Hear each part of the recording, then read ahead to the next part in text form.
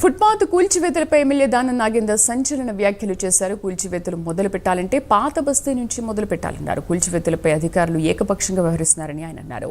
పేదల జీవనాధారాన్ని అధికారులు ధ్వంసం చేస్తున్నారని, ఎలాంటి పబ్లిక్ నోటీసులు ఇవ్వకుండా కూల్చివేతలు చేస్తున్నారని దానం నాగేందర్ మండిపడ్డారు.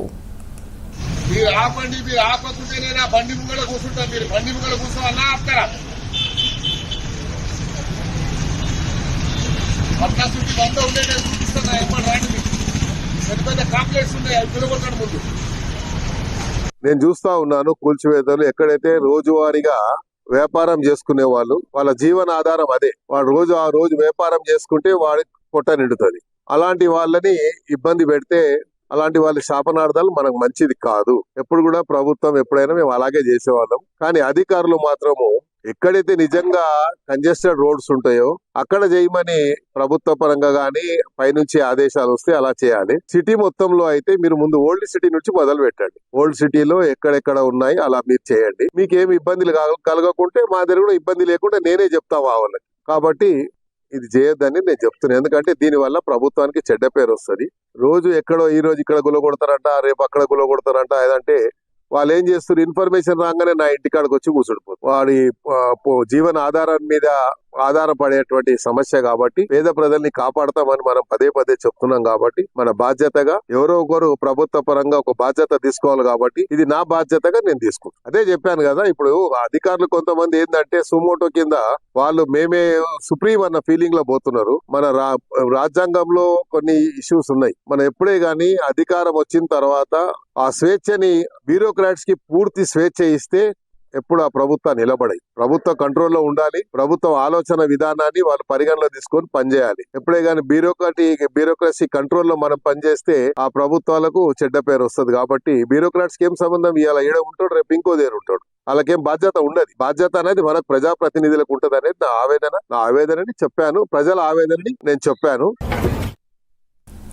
ఎమ్మెల్యే దానం నాగేందర్ సంచలన వ్యాఖ్యలు చేశారు. కూల్చివేతలు మొదలు పెట్టాలంటే పాత బస్తీ నుంచి మొదలు పెట్టాలన్నారు. కూల్చివేతలపై అధికారులు ఏకపక్షంగా వ్యవహరిస్తున్నారని ఆయన అన్నారు. పేదల జీవనాధారాన్ని అధికారులు ధ్వంసం చేస్తున్నారని, ఎలాంటి పబ్లిక్ నోటీసులు ఇవ్వకుండా కూల్చివేతలు చేస్తున్నారని మండిపడ్డారు. మా కరెస్పాండెంట్ అజీం పూర్తి సమాచారం అందిస్తారు. అజీం, ఎందుకు ఫుట్పాత్ల పైన దానం నాగేందర్ ఎందుకు ఇలాంటి వ్యాఖ్యలు చేశారు? ఇప్పుడు పాత బస్తీ నుంచి మొదలు పెట్టండి అనే వ్యాఖ్యలు సంచలనంగా ఎందుకు మారాయి?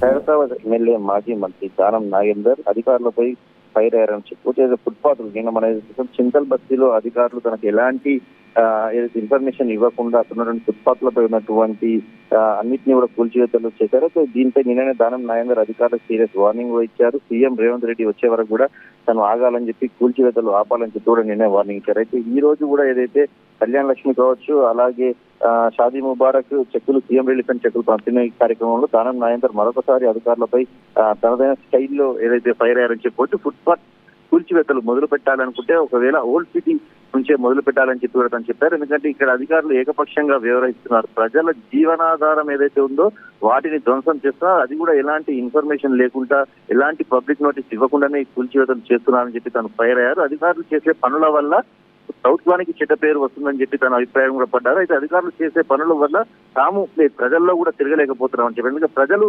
అధికారులు ఈ రోజు ఇక్కడ ఉంటారు, రేపు ఇంకో దగ్గరికి ట్రాన్స్ఫర్ అయ్యి వెళ్ళిపోతారు. కానీ మేము ఇక్కడే ఉంటాము. ప్రజలు తమకు ఓటేసిన వాళ్ళు కాబట్టి వారు తమకు సంబంధించినటువంటి వచ్చి తమల్ని ప్రశ్నిస్తూ ఉంటారు. కాబట్టి తమకు చాలా ఇబ్బందికరంగా ఉంటుందని చెప్పి కూడా తను వ్యాఖ్యలు చేసిన నేపథ్యం అనిపిస్తుంది.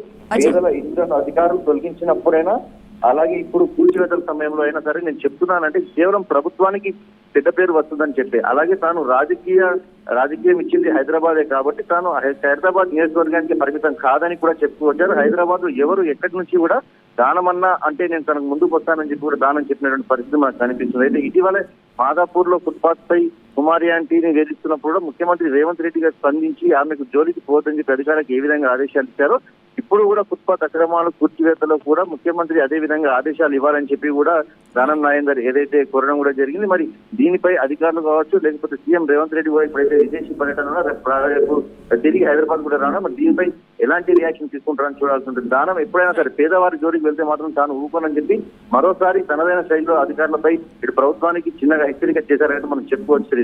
Right Azeem, thank you.